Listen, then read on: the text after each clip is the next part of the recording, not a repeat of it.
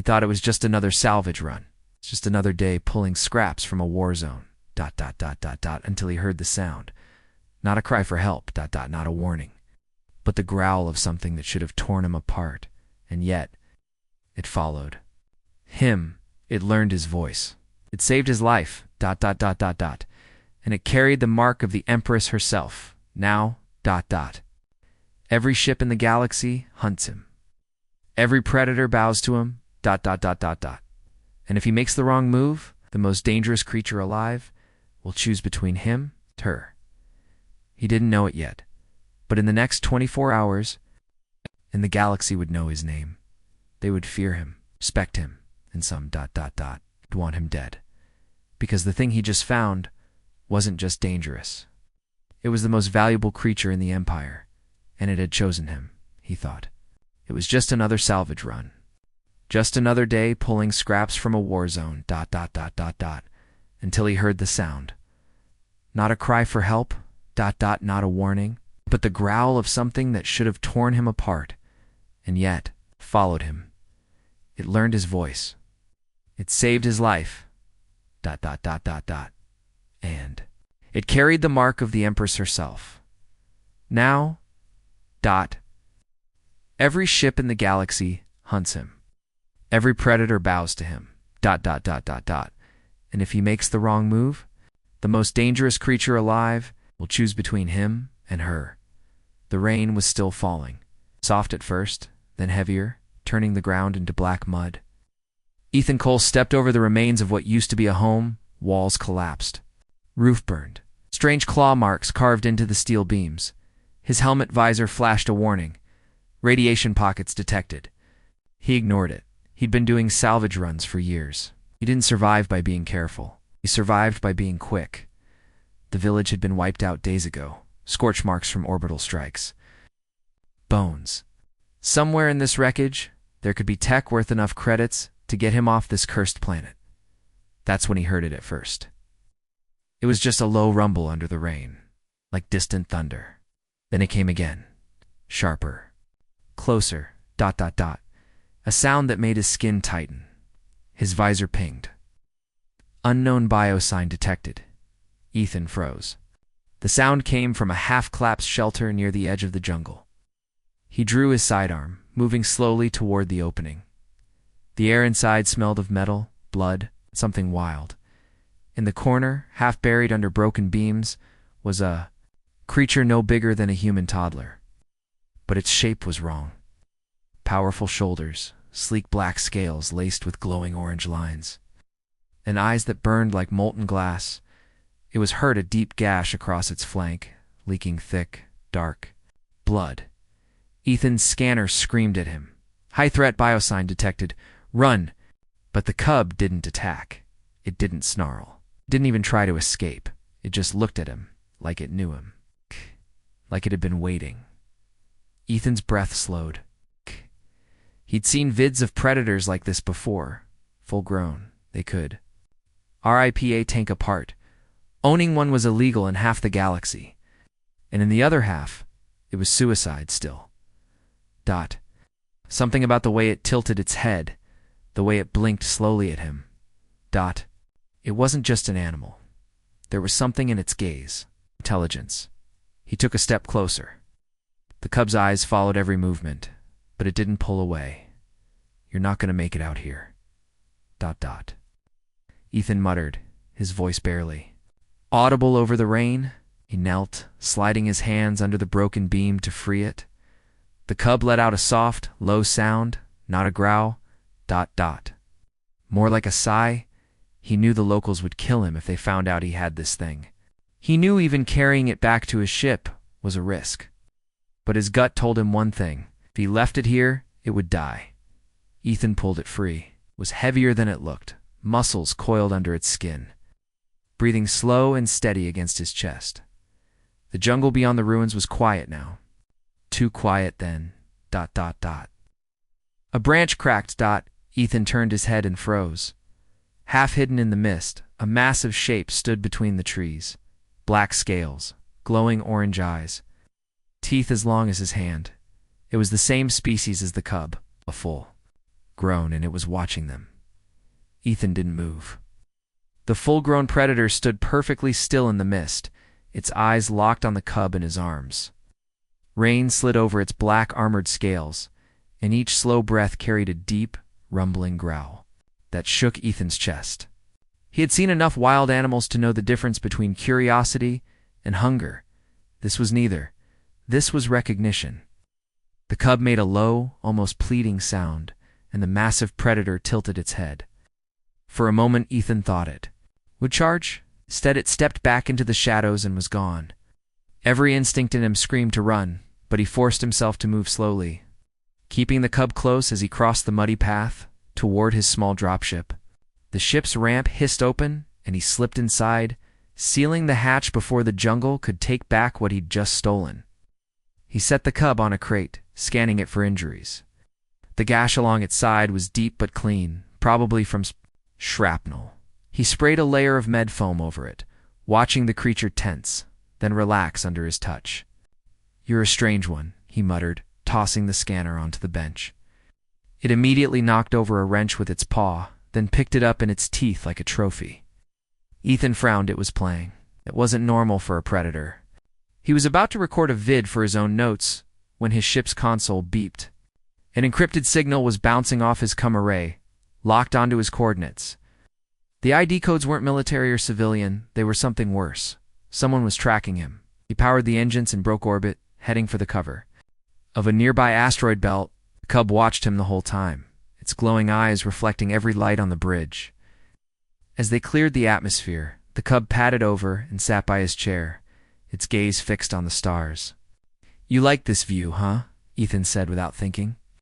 The cub let out a short chirp, almost like a reply. His cum crackled. At first, it was static. Then a voice cold, measured, and unmistakably alien slid through the speakers. "Human. You have something that belongs to the Empress." Ethan's stomach tightened. The transmission ended as abruptly as it had begun. No return signal, no trace. He looked at the cub, was watching him still, unblinking. "You," he whispered. The cub didn't move, but its tail twitched. And Ethan couldn't shake the feeling that it understood exactly what he'd said. Ethan didn't breathe. The full-grown predator was massive, easily twice the height of a man, its black scales glistening wet under the falling rain. Each plate of armor like hide reflected the faint glow from its deep orange markings, faint pulses of light that almost seemed alive, its eyes fixed on the cub in his arms, unblinking, predatory, ancient. Ethan's instinct screamed run, but his body wouldn't obey. He could feel his own heart beating hard against the cub's smaller, rapid pulse. A low growl rolled through the air, not loud, deep enough to vibrate in his chest like the sound of far-off thunder. The cub shifted, making a strange sound, soft, almost like a whimper. The predator's head tilted just slightly, its gaze narrowing. Ethan's finger hovered over the trigger of his sidearm, knowing full well it wouldn't matter. If this thing attacked, he wouldn't have time to pull it. A tense moment passed. Then, to his surprise, the beast took a slow step back. Another, and then it faded into the tree line, vanishing into the shadows like it had never been there. The rain swallowed the sound of its movements until there was nothing but silence. Ethan exhaled. Slow and quiet, not daring to speak until he was sure it was gone. "What the hell just happened?" he muttered. The cub blinked at him with those molten eyes, calm as if it had expected this. Adjusting his grip, Ethan made his way back through the ruins toward his ship. Every step through the mud felt like it took an hour, the jungle behind him always too quiet, as though holding its breath. When the dropship came into view, a squat, patched-together freighter barely holding together, he quickened his pace. The ramp hissed down at his command, and he strode inside, locking it shut with a single slam of his palm on the panel. The faint smell of oil and ozone in the cabin was almost comforting. He carried the cub into the cargo bay and set it gently. On a supply crate, its wound was worse than he thought. Long, clean cut along the side, edges burned slightly from whatever weapon had caused it. He pulled a medkit from the wall and scanned it with a handheld device. Display lit up with warning symbols in red. Unknown organism, extreme danger, high-threat predator. The device recommended immediate containment or termination. Ethan ignored it. He loaded the med foam and sprayed it over the wound. The cub hissed once, but didn't lash out. It sat still. Its eyes locked on him as the foam hardened into a protective layer. "You should be trying to eat me," he said, shaking his head. The cub tilted its head as if curious about his voice. Then, without warning, it lifted a paw and swatted a nearby wrench off the crate. The metal clanged against the floor. The cub leaned down, picked it up in its teeth, and dropped it back. Onto the crate, watching him. Ethan stared. "You're playing?" he said, baffled. The cub made a sound short, sharp, almost like a soft bark. He was about to laugh when the ship's console beeped from the cockpit. Ethan jogged forward and checked the cub's display. An incoming signal encrypted, piggybacking on his ship's ID beacon. The source wasn't military, wasn't civilian either. Whoever it was, they had top-tier tracking tech. The signal locked onto his coordinates, and the encryption was so dense it was impossible to trace. He didn't like this. He strapped into the pilot's seat, powered the engines, and lifted off. The dropship groaned under the strain as it climbed through thick clouds, then punched into the black of orbit. The cub padded into the cockpit, moving with surprising grace for something injured, and sat beside his chair. Its eyes fixed on the stars outside the viewport. "You like the view, huh?" Ethan asked without thinking. The cub made a small, almost musical chirp, and for a second, it felt like a real answer. Before he could dwell on it, the console's speakers crackled with static. Then, a voice smooth, cold alien slipped into the cabin. "Human, you have something that belongs to the Empress." Ethan froze, his hand hovering over the comms panel. The voice didn't repeat itself. The transmission ended without a trace. No return signal, no location ping. He turned slowly toward the cub. It was still watching him, silent, unblinking, its tail flicking once. Ethan swallowed, feeling a weight settle in his chest. "What are you?" he whispered. The cub didn't answer. But in its eyes, there was something far too knowing for a creature that should have been just an animal. And Ethan knew, deep down, that whatever this thing was, it was about to change everything. Ethan sat in the pilot's chair. Long after the voice faded, the hum of the engines the only sound inside the cabin, he replayed the words in his head again and again. "You have something that belongs to the Empress?" There was no mistaking the authority in that voice. Whoever she was, she didn't make requests. She made demands. If she wanted this cub badly, enough to track him, it meant trouble. Big trouble. The cub hadn't moved, sat by the viewport, eyes reflecting the starlight, tail curled neatly around its legs. It seemed perfectly at ease, like it was used to being in ships, like it had traveled the stars before. That didn't make sense. No predator from this planet should be this calm in space. Ethan rubbed a hand across his face. "I should dump you," he muttered. "Right now. Drop you in some escape pod. Send you drifting toward the nearest Imperial station and be done with it." The cub tilted its head, as if it understood, and let out a low, soft sound that made him stop. Not a growl, not a threat, more like disappointment. He pushed himself up, muttering under his breath, and went to the storage lockers. He needed food, water, and a new plan. Salvage runs were supposed to be quick in and out jobs. No one was supposed to notice. But now, someone knew exactly where he was. While rummaging through a supply crate, he found a small scanning drone, an old model, but still functional. He powered it on, pointed it at the cub, and let it run a deep scan. The readout came back almost instantly. Heart rate, muscle, density, bone structure, off the charts. And then one more line appeared, one that made him blink. Imperial genetic seal detected. He crouched beside the cub and brushed aside the fur near its neck. There, faint but unmistakable, was a small golden emblem burned into the skin. Nada. Brand, not a scar. It was precise, almost artistic in intricate crest, shaped like a circle of sharp lines around a single star. Ethan's blood ran cold. He'd seen that emblem once before in a smuggler's database of forbidden images. This was the mark of the Empress herself. The implications hit him hard. This wasn't just some rare predator cub. This was royal property. The kind of thing people were executed for touching. He sat back, staring at the creature. "What the hell are you doing out here?" he asked quietly. He didn't get an answer, but the cub moved closer, pressing its forehead against his knee. Ethan froze. It wasn't fear. It wasn't even seeking comfort. It was connection. He'd seen vids of predator pack bonds, the way the young would imprint on an alpha. But humans weren't supposed to be part of that equation. A sudden noise snapped him out of it, the sound of metal clanging against the outside hull. He jumped to the cockpit and checked the sensors. Nothing. But the noise came again, louder this time. A warning light flashed. Unidentified craft attaching to starboard hull. Ethan swore and grabbed his blaster. The cub growled low, pacing near. The airlock. The sound of magnetic clamps locking into place echoed through the ship. Then came the hiss of the airlock's outer door opening. Someone was boarding. The inner hatch slid open with a sharp metallic thud. And two figures stepped through tall, armored from head to toe in black and silver plating, visors glowing with faint red light. Imperial bounty hunters. Ethan raised his blaster, but they didn't shoot. They didn't need to. One of them held up a holographic display.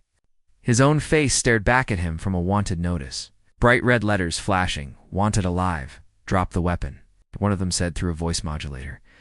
"Ethan didn't. You've got the wrong guy," said, keeping his voice calm. The hunter didn't even look at him. His gaze shifted past Ethan to the cub. "Target confirmed," he said to his partner.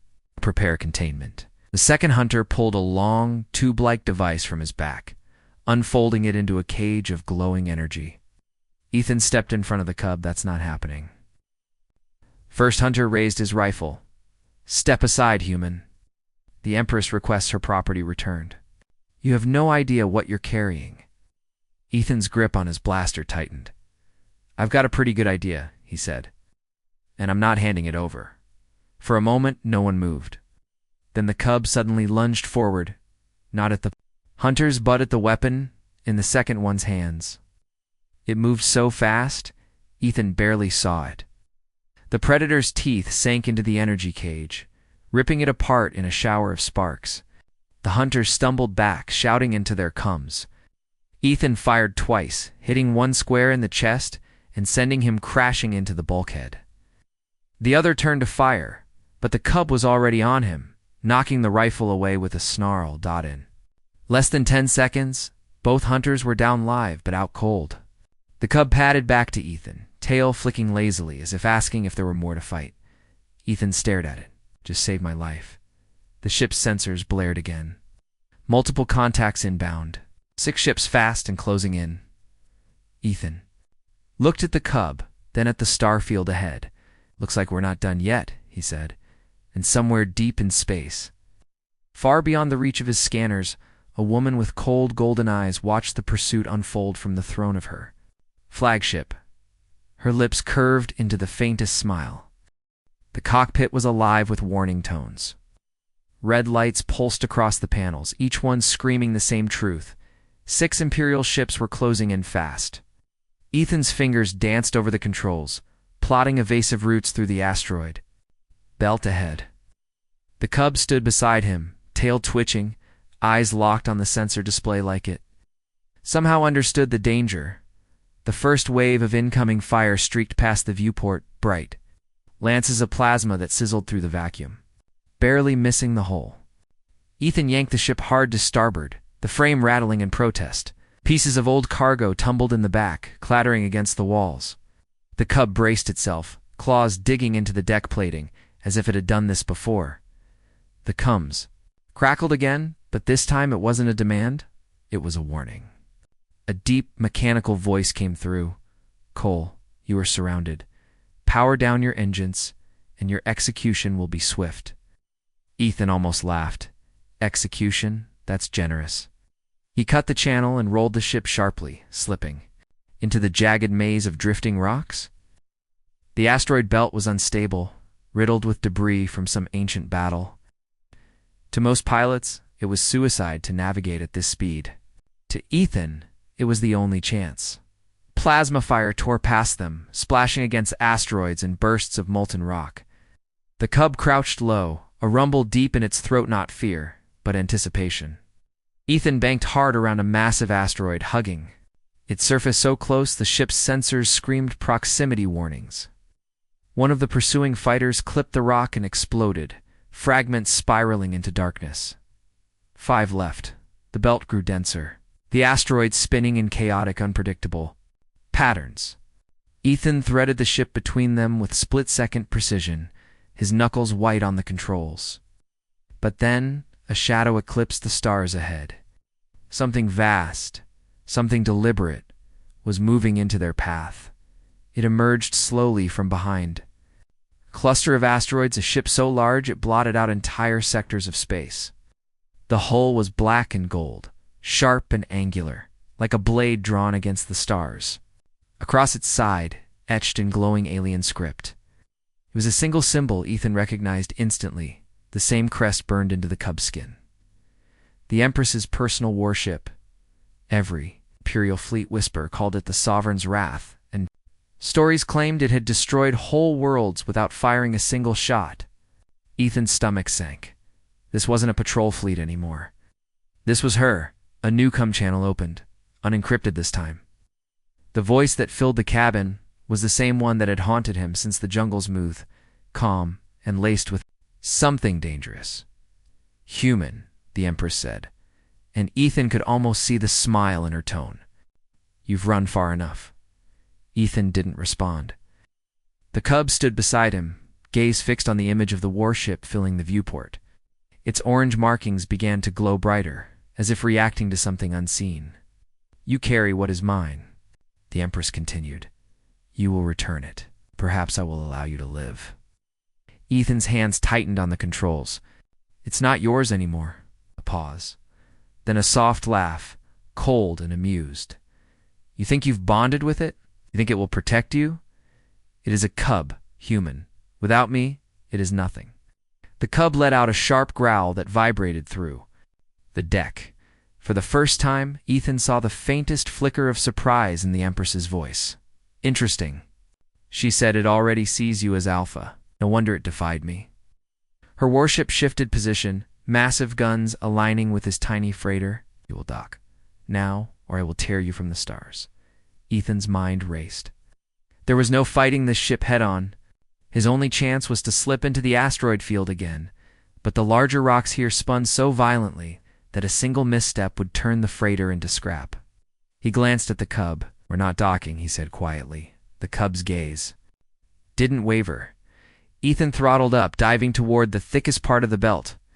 The Empress's warship opened fire not with the precision of the smaller ships, but with vast, sweeping blasts meant to obliterate everything in their path.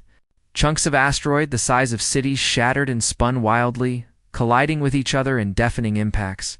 Ethan wove through the chaos, using the largest fragments as shields. Smaller Imperial ships tried to follow, but one by one, the asteroids claimed them, ripped apart by collisions or shattered by friendly fire. The cub moved with the rhythm of the maneuvers, claws anchored to the deck, eyes alive with the thrill of the chase. When the last pursuing fighter vanished in a cloud of debris, Ethan risked a glance back at the massive warship.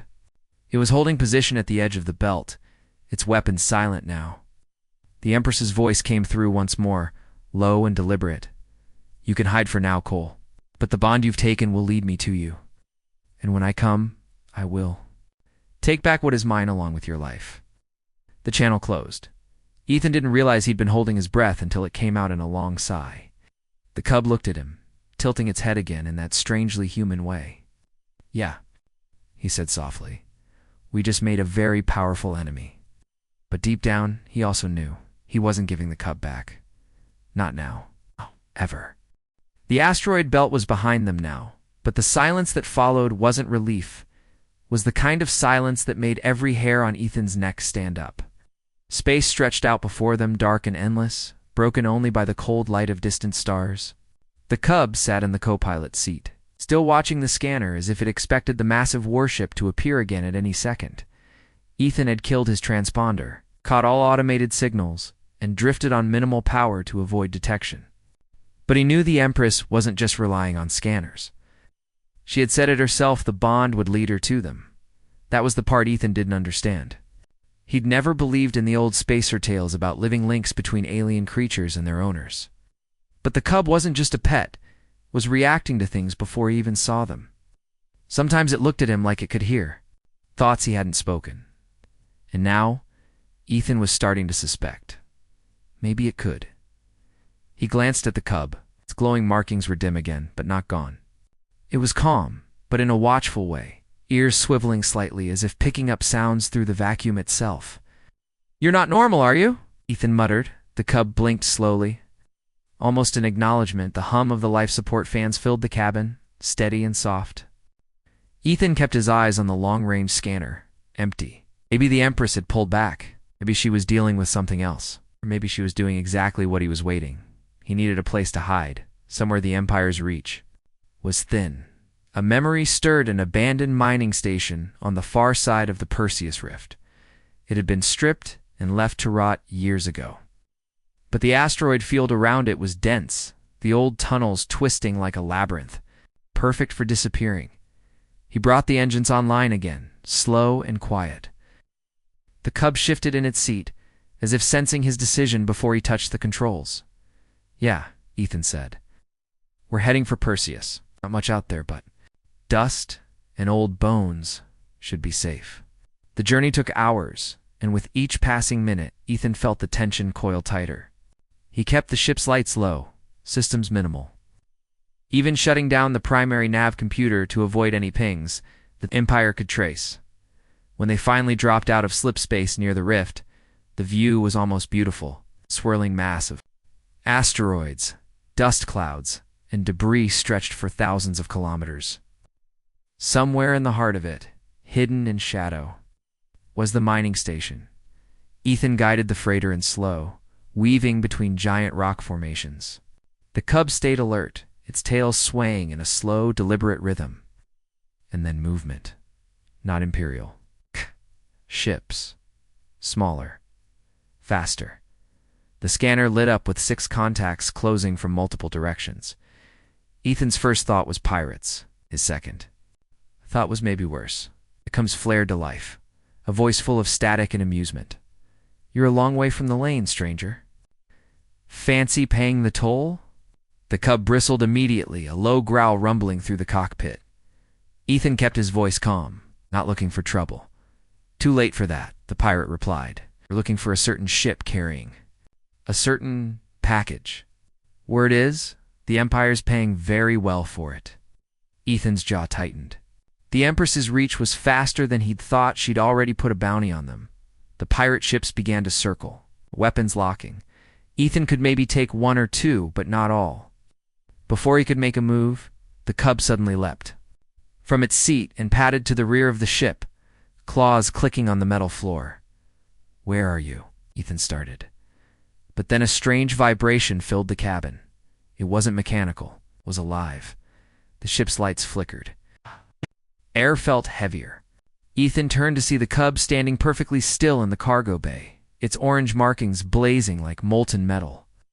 The glow wasn't just light, it was pulsing, sending waves through the hull itself. Outside, the pirate ships hesitated. Their coms went dead. Then, one by one, their engines flickered and powered down, as if something had reached inside and simply turned them off. The cub's eyes burned bright. Locking on Ethan, it gave a short, sharp sound, half growl, half command. Ethan didn't know how, but he understood. "Go." He slammed the engines to full burn, the freighter tearing through the gap between the dead pirate ships. None of them moved to follow. By the time the glow faded from the cub's markings, they were deep inside the Perseus Rift, the wrecked outline of the mining station looming ahead. Ethan slowed, heart still pounding. "You're full of surprises, you know that?" he said, glancing at the cub.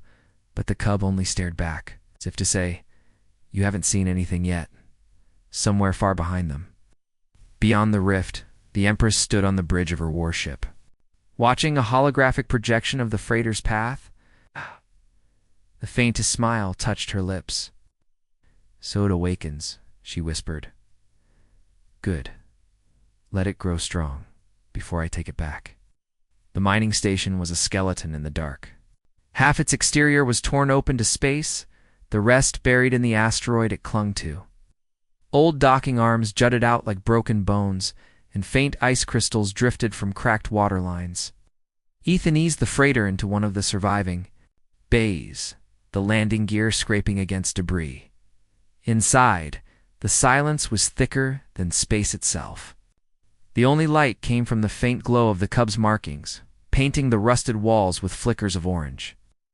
Ethan kept his blaster ready as they moved through the airlock into the main corridor. The station had been abandoned for decades, but it still smelled faintly of oil and burned metal. They found an old control room with shattered screens and a half-functional terminal. Ethan powered it up just enough to scan for incoming ships. At first, nothing appeared. Then one contact, then 3, then 5. All Imperial. "They found us," Ethan muttered. He had no illusions about running this time. The rift was a maze. But the Empire had more than scanners, they had her. The Cub's ears twitched, and it padded to the viewport. Ethan followed its gaze. A massive shadow was sliding between the asteroids, too smooth, too perfect to be natural. The Empress's warship, the Cums, hissed to life, and her voice filled the control room. Calm, cold, inevitable. "Ethan Vale. Step outside." Ethan's throat tightened. "Not happening." "Then I'll come in," she said. The station shook as the warship's docking claws bit into the asteroid's surface. Moments later, the sound of boots echoed in the hall beyond, dozens of them, moving in perfect formation. The Cub growled low, its markings brightening. Ethan's mind raced. He could fight, maybe take a few down, but they'd swarm him. The Cub they took it, it was over. The first soldier rounded the corner, rifle raised. Ethan fired, dropping him instantly. The rest surged forward, blaster fire cutting through the control room. Sparks exploded from the walls as Ethan ducked behind a console. The Cub leaped into the chaos, a blur of glowing motion, slashing through armor with unnatural precision. But then the firing stopped. The soldiers stepped back. She walked in. The Empress wasn't tall. She carried herself like someone who owned every breath in the room. Her armor was black and gold, her helmet under one arm, her eyes locked on the Cub. "You've grown," she said softly. "Good." Ethan kept his weapon raised. "You're not taking it." "It's not yours. To keep, it's mine. It was born for me." The Cub stood between them, markings blazing so bright they lit the entire room.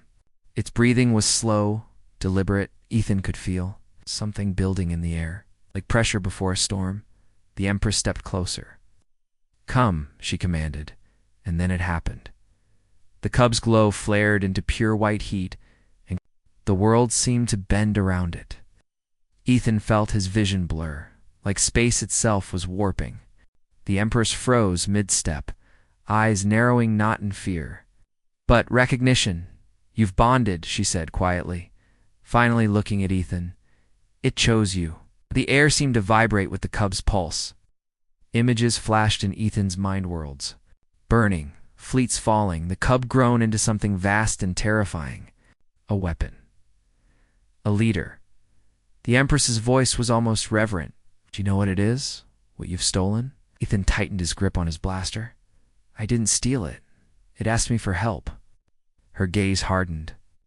"Then you've doomed yourself and perhaps your entire world." The Cub let out a sharp, echoing cry, and the station shook as if struck by a quake. The walls split, air rushing into the void. The Empress's soldiers scrambled to brace themselves. Ethan grabbed the Cub, diving toward the airlock as the station began to tear apart. They barely made it into the freighter before the asteroid split in two, debris scattering into the rift. The Empress's warship pulled back, shields flaring. Against the chaos, Ethan launched into slipspace without plotting a course, just running blind. In the viewport, the Cub's reflection looked back at him, calm now, but watching. It's always watching. Somewhere in the chaos behind them, the Empress stood on her bridge, eyes on the empty space where they had been, and she smiled. "This isn't over," she whispered. it's only beginning. Ethan didn't know where they were going next. All he knew was that the cub was more than just alive, it was becoming something. And whatever it became, the galaxy wouldn't be ready for. The rift spat them out into a dead sector, no stars, no stations, only the faint glow of a red dwarf on the far edge of space. Ethan's freighter drifted, battered and low on fuel, its engines whining from the uncalculated jump. The cub lay, curled in the co-pilot's chair, its breathing steady, its markings dimmed to a faint ember. Ethan sat back, chest heaving. He hadn't planned on surviving this far. Every time he closed his eyes, he saw the Empress's gaze, measuring, patient, certain. She wasn't chasing them because she was desperate. She was chasing them because she already knew she'd win. A warning light flashed on the console. Not enemy ships, not yet. This was worse. The main reactor was losing containment. One more? Push from the engines, and they'd burn themselves alive. Great, Ethan muttered. We can either drift here until someone finds us, or explode trying to leave. The cub stirred, lifting its head. It gave him a look direct, almost human, and then hopped down, padding toward the maintenance hatch. Ethan frowned. Are you doing? The cub scratched at the hatch until Ethan opened it. It slipped inside, glowing faintly as it disappeared into the reactor access corridor. Ethan followed, the hum of the failing core growing louder with each step. When he caught up, the cub was sitting directly in front of the reactor housing, its fur standing on end, the air around it shimmering like heat before Ethan could stop. The cub pressed a paw against the metal. The entire room lit up. Not from the core, from the cub. Its markings blazed, the glow threading through the reactor walls like roots through soil. Alarms on Ethan's wrist display shifted from red to amber, then green. Containment stable. Power restored. Ethan stared. You fixed it, the cub. Looked at him for a long moment, then padded back toward the cockpit. Ethan followed, unease knotting in his stomach. Oh, this wasn't just intelligence. This was purpose. By the time they reached the cockpit, the ship's long-range sensors had picked up a faint signal, encrypted but old. Ethan decrypted it enough to see the origin point, an ancient listening post from the war, long abandoned, somewhere near the edge of the Varellus belt, and beneath the coordinates, a single word flashed: Sanctum. Ethan didn't like the feel of it. Sanctum meant refuge. Sanctum also meant trap. With the Empress closing in, options were running out. He plotted a slow course. Using the repaired reactor's limited power to drift more than fly, the trip took hours, and the whole time Ethan felt like they were being watched, not by ships, by the rift itself. Shadows moved in the asteroid fields where no light reached. Shapes too big, too wrong to be debris. The cub sat by the viewport, staring into the dark, as if listening to something Ethan couldn't hear. Finally, the Sanctum appeared, a massive hollowed-out asteroid, its surface coated in ice. Faint lights glowed within the entrance tunnels. Ethan guided the freighter inside, sensors sweeping for traps. What he found instead was impossible. The Sanctum's core was a garden. Real soil, real air, ancient trees whose branches curled upward toward a massive artificial sun. In the center stood a black obelisk etched with the same glowing patterns that marked the cub's fur. As soon as they stepped out, Cub bolted forward, running to the obelisk. The markings on its body flared in perfect sync with the etchings, and the ground beneath Ethan's feet vibrated. A voice not overcomes, not in the air, but inside his head spoke. Deep, resonant, and cold. The key has returned. Heart slammed in his chest. Key to what? Ah! The voice didn't answer. Instead, the obelisk cracked open, revealing a chamber within. Inside were dozens of pods, each holding a creature like the cub, but larger, older, and armed with bone-like armor. Their eyes opened one by one, glowing with the same fire. Ethan stumbled back. No, no, no, no. The voice spoke again. The bond has been chosen. War will follow. From deep in the asteroid, the sound of engines rumbled. Not his ship. Not the pods. The Empress had arrived. The asteroid shook as the first. Shockwave rolled through the sanctum's cavern walls. Dust rained from the high ceilings. Ethan staggered, clutching the side of the obelisk. The cub stood firm, fur bristling, staring toward the echoing tunnels. A second shockwave hit closer this time, and the pods around them fully awakened. The larger predators stepped out, towering over Ethan, their bone-like armor catching the light of the artificial sun. They moved not like animals, but like soldiers, returning to duty after a long, patient sleep. Ethan's pulse pounded. You're not just pets, you're weapons. The voice in his head came again, deep and inescapable. Guardians, bound to the Empress's bloodline. You hold the last heir. Turned to the cub, realization slamming into him like a gut punch. You're her heir? You're not just a Patur, her successor? The cub's eyes burned brighter, but it didn't move toward Ethan. It moved toward the tunnel, toward the danger.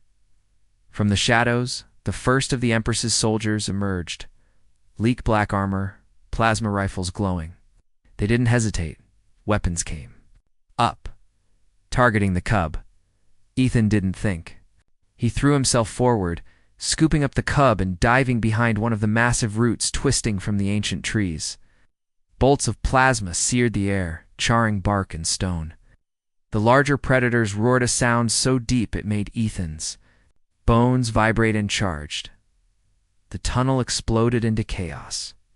Predator against soldier, claws against steel, roars against gunfire.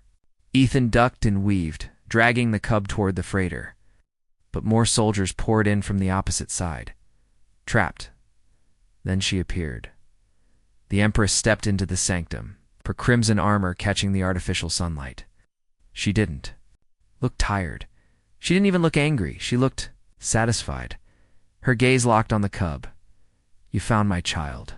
Ethan tightened his grip. Your child? You left them to die. The Empress tilted her head. I left them where no assassin would dare follow. And it worked, until you interfered. She stepped closer, her voice lowering into something like respect. You've done well. You've kept them alive where even my guards would have failed. For that, you may leave here breathing. Ethan's chest burned with rage. Leave them, so you can turn them into whatever weapon you're building here. The Empress smiled faintly. Not a weapon, a ruler. Ow. The cub growled in Ethan's arms. The markings on its fur blazed so brightly now that they reflected off the Empress's armor. The obelisk behind them pulsed in time with the glow. The larger predators stopped fighting mid-battle, adawning toward the cub like a single organism awaiting orders. The Empress's eyes narrowed. They've chosen you. Ethan blinked. What? She took another step forward, voice sharp now. They've bonded to you, not to me. Do you understand what that means? You've just become the center of an army bred for one purpose, to conquer? The weight of it hit him all at once. The predators weren't just following the cub, they were following whoever the cub trusted most. And right now, that was him. The voice in his head returned. Stronger, urgent, command or be destroyed. Plasma. Fire crackled around them. Predators growled, ready to tear through the Empress's forces. Ethan looked at the cub. The cub looked back. All right, Ethan whispered. Let's see how far this bond goes. He turned toward the Empress's soldiers and shouted one word. Attack. The sanctum erupted as the predators surged forward. As one slamming into the Empress's troops with unstoppable force, claws tore through armor. Plasma bolts went wide. The tunnels filled with the sound of roars and screams. The Empress moved through the chaos like a blade through water, cutting down predators with impossible speed. She was fast. Too fast. She closed the gap between them in seconds, blade raised. Ethan braced for the strike, but the cub leaped from his arms, slamming into the Empress's chest. Its markings flared white-hot, and a shockwave rippled outward, freezing everyone mid-motion. Soldiers and predators alike stood still, locked in some invisible force. The cub landed in front of Ethan, its body glowing like a miniature star. The Empress knelt, armor smoking where the cub had struck. Her eyes widened, not in rage, but in awe. You've awakened it. She breathed, the true line. Before Ethan could speak, the cub gave a short, sharp roar. The predators, moved not to kill, but to push the Empress and her soldiers back toward the tunnels. One by one, they vanished into the dark, leaving the sanctum silent except for the hum of the O-belt. Ethan stood frozen, chest heaving. The cub padded to his side and pressed its head against his hand. The voice came one last time, quiet but final. The key is yours. Choose the path. Ethan looked out at the silent garden, at the predators watching him from the shadows. He knew this wasn't over. The Empress would return. The galaxy would hear of this. But for now, he simply said, "Let's go home." Something ancient stirred, because the new ruler of the predator clans wasn't the Empress anymore. It was a human.